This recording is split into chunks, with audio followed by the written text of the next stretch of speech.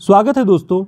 आज के इस महत्वपूर्ण प्रैक्टिस सेट में हम बहुत ही ज़रूरी प्रश्नों को हल करेंगे और उनकी व्याख्याओं को भी देखेंगे, उनसे जुड़े हुए अन्य बिंदुओं को भी एक प्रश्न के बहाने कई प्रश्न को तैयार करने की श्रृंखला के रूप में हम देखेंगे।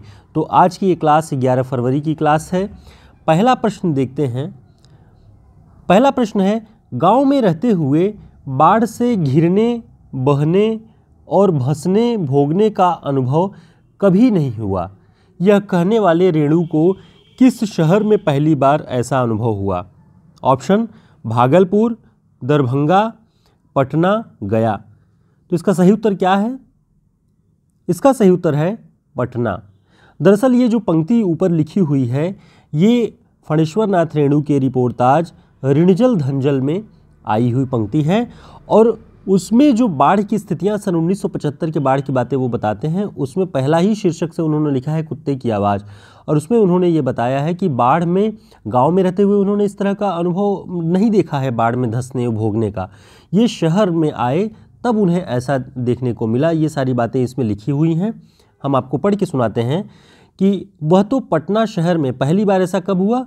वह तो पटना शहर में सन 1967 में हुआ, जब 18 घंटे की अविराम वृष्टि के कारण पुनपुन का पानी, पुनपुन नदी है, पुनपुन का पानी राजेंद्र नगर, कंकड़बाग तथा अन्य निचले हिस्सों में घुस गया।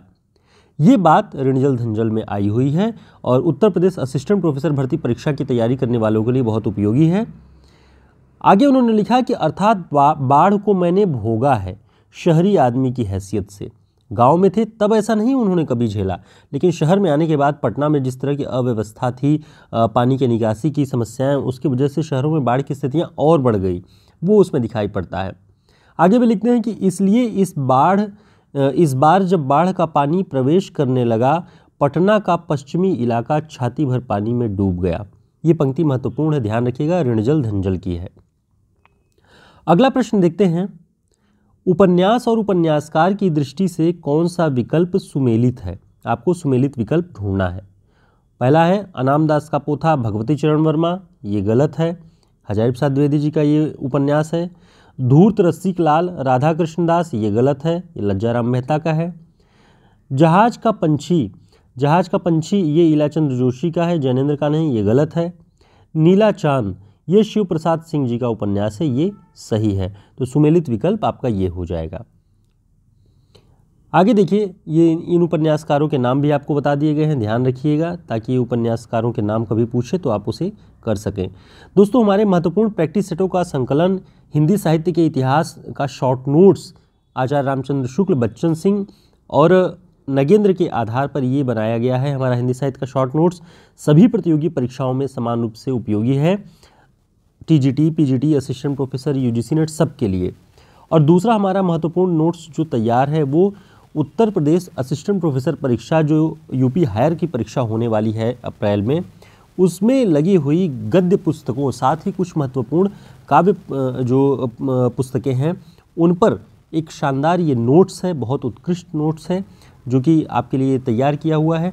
जो 50 से 60 दिन परीक्षाओं का समय मिला हुआ है, उन सभी में आप इसे ले करके शॉर्ट में इसे पढ़ करके अपनी परीक्षाओं को बेहतर कर सकते हैं। रिपोर्टाज, जीवनी, आत्मकथा और साथ ही जितनी कहानियाँ, नाटक, उपन्यास लगे हैं सब पर इसमें नोट्स आपको मिलेगा। तो हमारे व्हाट्सएप नंबर पर संपर्क करके आप इसे ऑर्डर कर सकते हैं। अगला प्रश्न देखते हैं। अगला प्रश्न है, निम्न में से कौन सा असंगत है? ऑप्शन गुड़िया भीतर गुड़िया मैत्रेयी पुष्पा, आफुदरी रमणिका गुप्ता, तिरस्कृत ओम प्रकाश वाल्मीकि, मेरी पत्नी और भेड़िया डॉक्टर धर्मवीर। तो इसमें असंगत कौन सा है? ध्यान रखिएगा, ये सब आत्मकथा विधा की रचनाएं हैं। इसमें असंगत है तिरस्कृत ओम प्रकाश वाल्मीकि की नहीं है, सूरजपाल चौहान की है। तिरस्कृत और संतप्त वो उनकी आत्मकथाएं हैं। गुड़िया भीतर गुड़िया मैत्रेयी पुष्पा ये सही है, आफुदरी रमणिका गुप्ता ये भी सही है, मेरी पत्नी और भेड़िया ये डॉक्टर धर्मवीर का ये भी सही है। ठीक, अब इनके सभी के प्रकाशन वर्ष भी आप साथ में एक प्रश्न के बहाने कई प्रश्न तैयार करने की श्रृंखला में तैयार कर सकते हैं। गुड़िया भीतर गुड़िया मैत्रेयी पुष्पाकी 2005 में। तिरस्कृत और संतृप्त हमने बताया कि ये सूरजपाल चौहान का है आत्मकथा, 2002 में ये तिरस्कृत प्रकाशित हुई। मेरी पत्नी और भेड़िया ये डॉक्टर धर्मवीर का है, 2009 में प्रकाशित हुई है। जूठन ओम प्रकाश वाल्मीकि जी की है, 1997 में प्रकाशित है। तो ये इतनी रचनाओं के प्रकाशन वर्ष और उनके रचनाकारों के नाम आप याद रखेंगे। यहाँ 1 मिनट में आपने इस प्रश्न को जितनी देर में देखा ये सारी चीज़ें तैयार हो जाएंगी आपकी। आगे देखते हैं, अगला प्रश्न है हिंदी की पहली दलित आत्मकथा कौन सी है? ऑप्शन जूठन, अपने अपने पिंजरे, मुर्दहिया, अछूत। तो इसका सही उत्तर क्या होगा? इसका सही उत्तर है अपने अपने पिंजरे। हिंदी की पहली दलित आत्मकथा अपने अपने पिंजरे है। इसके लेखक कौन हैं? मोहनदास नैमिषराय। अपने अपने पिंजरे, अपने अपने पिंजरे 2 भागों में लिखित है। पहला भाग इसका 1995 में और दूसरा सन 2000 में प्रकाशित हुआ है, इसे ध्यान रखिएगा। मोहनदास नैमिषराय। मुर्दहिया 2010 में तुलसीराम जी ने लिखा है और दूसरा जो उन्होंने अपने आत्मकथा का खंड लिखा वो मणिकर्णिका नाम से 2013 में लिखा हुआ है। तो मुर्दहिया और मणिकर्णिका 2010 और 2013 इन दोनों को याद रखिएगा, बहुत इंपॉर्टेंट है। अगला प्रश्न देखते हैं, एक कंठ विषपाई 1963 ईस्वी में प्रकाशित है, ये किस विधा की रचना है? ऑप्शन कविता, कहानी, उपन्यास, काव्य नाटक।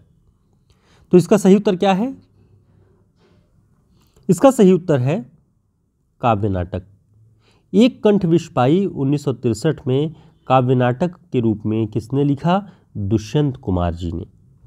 ठीक, अब इसके अलावा एक प्रश्न के बहाने कई प्रश्न तैयार करने की आपकी जो ये श्रृंखला है यहाँ से शुरू होती है। बहुत महत्वपूर्ण बातें हैं, अच्छे से देख लीजिएगा कि एक कंठ विषपाई 1963 में काव्य नाटक के रूप में दुष्यंत कुमार जी ने लिखा। इसमें शिव और सती की पौराणिक गाथा को आधुनिक प्रसंगों और संदर्भों से जोड़कर रचा गया है। तो इसके मूल में क्या है? शिव और सती की पौराणिक कथा और आधुनिक प्रसंगों संदर्भों से उसे जोड़ा गया है। इसके अलावा काव्य नाटक और कौन कौन से हैं उसे ध्यान रखिएगा। जैसे अंधा युग के बारे में आप सभी जानते हैं कि ये बहुत सारे लोग काव्य मानते हैं, बहुत सारे लोग नाटक। तो ये जो है काव्य नाटक की श्रेणी में है, 1955 में प्रकाशित है। सूखा सरोवर भी काव्य नाटक है, 1960 में लक्ष्मी नारायण लाल का। अग्निलीक 1976 में भारत भूषण अग्रवाल का। ये तीनों और साथ में एक कंठ विषपाई, ये 4 का नाम आप काव्य नाटक के रूप में ध्यान रखेंगे। अगला प्रश्न है पंचवटी प्रसंग के रचनाकार कौन है? ऑप्शन मैथिली शरण गुप्त, सूर्यकांत त्रिपाठी निराला, दिनकर, माखनलाल चतुर्वेदी। तो इसका सही उत्तर क्या होगा? इसका सही उत्तर है सूर्यकांत त्रिपाठी निराला। दरअसल पंचवटी नाम से 2 रचनाएं हैं, आपको ध्यान रखना है। पंचवटी प्रसंग अगर पूछे तो सूर्यकांत त्रिपाठी निराला, और केवल पंचवटी की बात आए तो मैथिली शरण गुप्त। ध्यान रखिएगा, हमने इसे नीचे लिखा हुआ भी है कि जो पंचवटी प्रसंग है वो निराला का गीति नाट्य है, और जो पंचवटी नाम से 1925 में मैथिली शरण गुप्त जी ने लिखा ये काव्य संग्रह है। तो पंचवटी और पंचवटी प्रसंग 2 रचनाएं हैं, ध्यान रखेंगे दोनों के रचनाकारों के अलग अलग नाम। ठीक है, अगला प्रश्न देखते हैं, उत्तर प्रियदर्शी रचना के लेखक कौन है? उत्तर प्रियदर्शी, ऑप्शन निराला, जयशंकर प्रसाद, अज्ञेय, कुंवर नारायण। तो इसका सही उत्तर क्या है? इसका सही उत्तर है अज्ञेय। उत्तर प्रियदर्शी अज्ञेय जी का जो वो गीत नाट्य है, इसे ध्यान रखेंगे आप, उत्तर प्रियदर्शी। और इसके बारे में महत्वपूर्ण बात रामचंद्र तिवारी जी ने जो लिखा है वो आपको बता दें। उत्तर प्रियदर्शी में अज्ञेय ने अशोक के जीवन को केंद्र में रखकर व्यक्ति के अंतस्थ नरक में उसके फंसने, तड़पने, टूटने, मरण यातना सहने और फिर पारमिता करुणा के सहारे उस यातना से मुक्त होने की गाथा प्रस्तुत है। कुल मिला के उत्तर प्रियदर्शी में अशोक के जीवन को केंद्र में, सम्राट अशोक के जीवन को केंद्र में रख के अज्ञेय जी ने लिखा हुआ है। ठीक है, अगला प्रश्न है अग्निलीक। अग्निलीक नाटक के रचयिता कौन है?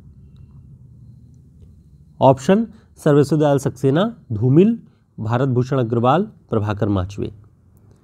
तो इसका सही उत्तर क्या है? इसका सही उत्तर है भारत भूषण अग्रवाल। अग्निलीक भारत भूषण अग्रवाल जी ने लिखा है। इसका प्रकाशन वर्ष है 1976 और ये भी काव्य नाटक है। ध्यान रखेंगे, अग्निलीक भारत भूषण अग्रवाल काव्य नाटक और प्रकाशन वर्ष 1976। अब इसका विषय थोड़ा सा जान लीजिए कि अग्निलीक में है क्या। इसमें राम को विशुद्ध मानव के रूप में दर्शाया गया है। उनके चरित्र में व्याप्त अंतर्विरोधों को सीता के माध्यम से उजागर किया गया है। तो ये अग्निलीक ध्यान रखेंगे। कभी कभी प्रश्न पूछ लेता है, कई रचनाएं साथ में देखिए कि निम्न में से कौन सा राम के जीवन से संबंधित नहीं है। ऐसे कई प्रश्न बनते हैं, कौन सा कृष्ण के जीवन से संबंधित नहीं है, कौन सा महाभारत की कथा से संबंधित नहीं है। तो कुछ महत्वपूर्ण रचनाएं जो अलग अलग पौराणिक संदर्भों पर हों, उन सभी को आपको एक साथ ध्यान करना चाहिए, एक जगह लिख लेना चाहिए कि ये इन जो पौराणिक पात्रों के जीवन गाथाओं पर लिखी गई हैं। उससे आपके लिए आसानी हो जाएगी।